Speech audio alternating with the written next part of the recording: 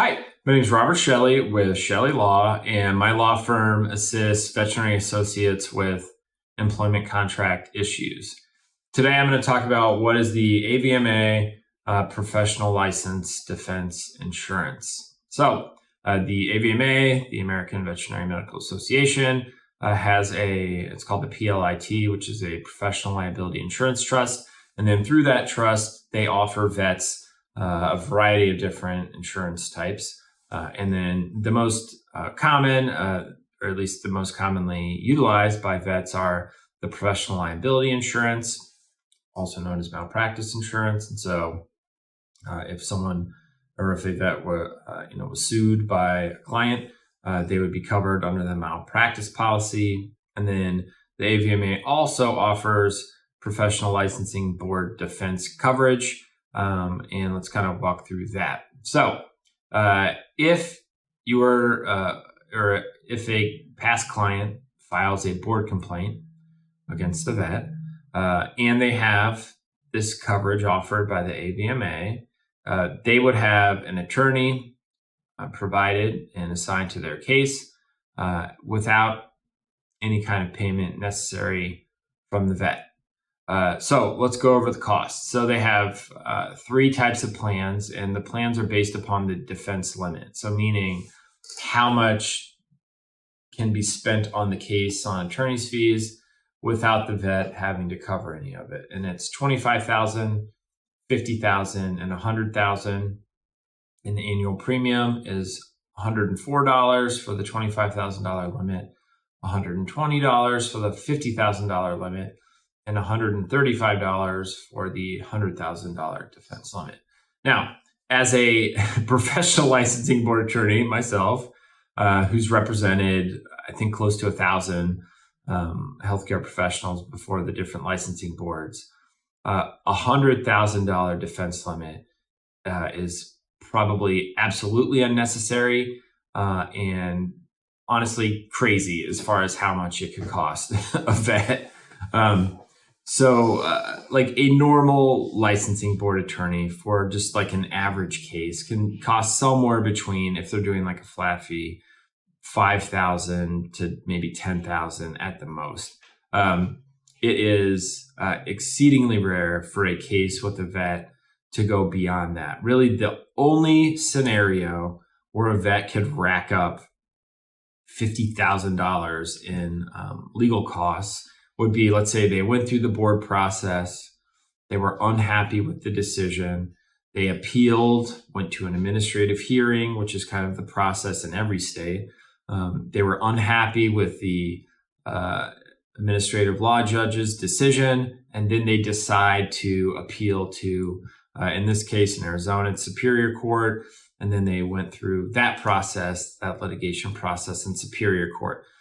That is a scenario where a vet could rack up one of those large limits. If it's just a normal board rep, meaning someone files a complaint, there's an investigation, the vet goes before the board, it is very unlikely that you would rack up even $25,000, which is the lowest limit in legal costs and attorney's fees. There's just only so much that can be done in these situations, and there's only so many appearances that need to be made by the attorney that it would just be very hard to get to that amount. Additionally, these insurance companies place some relatively low caps on the hourly rate for the defense attorneys. There is no cap. If you were just to hire, an attorney on your own, they could charge you whatever they want. Whereas if you have this policy, usually the kind of hourly rate cap is somewhere between $175 to $225 an hour for the attorney representing you. And so because the cap is so low compared to like what a normal attorney would charge who's experienced doing this type of thing, you just have kind of more hours that can be spent by your attorney defending you before you were to reach those limits.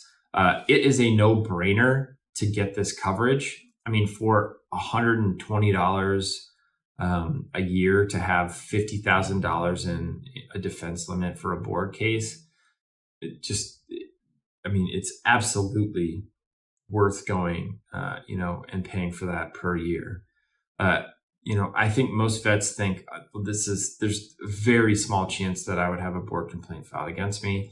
However, I've defended plenty of vet board cases, and usually it's when a pet dies, and obviously people are very attached to their pets, and most of the time it's not the fault of the vet that the pet passes, but when it's an owner who's just absolutely attached to the animal, they want to blame somebody, and the vet is the person that they go after. So if there was some kind of death involved and someone is just very upset about it, it's just kind of the only really recourse they can take is to file a board complaint, unless they want to go through with malpractice claim. But honestly, it's pretty rare that there'd be a lot of plaintiff's attorneys that'd be willing to take a vet malpractice case. There's just not enough money in it to make it make sense. So if I guess the reasons why a vet could be open to liability with a board case would be if their documentation was poor, if they actually deviated from the standard of care when they were providing care to the animal, and then there are some behavioral issues as well, substance abuse issues, criminal issues, those types of things that sometimes need to be reported, but those are exceedingly rare when it comes to vets. So most of the time it's either documentation error or clinical error, and then the board would obviously investigate it. The vet would have to present in front of the board at some point, and then the board would vote to make a decision on what they were going to do to the vet. But just to hammer this home, it is absolutely worth the extra $100 a year to get this coverage. There's no reason not to. If you have any questions about your employment contract, feel free to call my law firm at the phone number listed below in the description, or you can reach us through our website, ChelleLaw.com.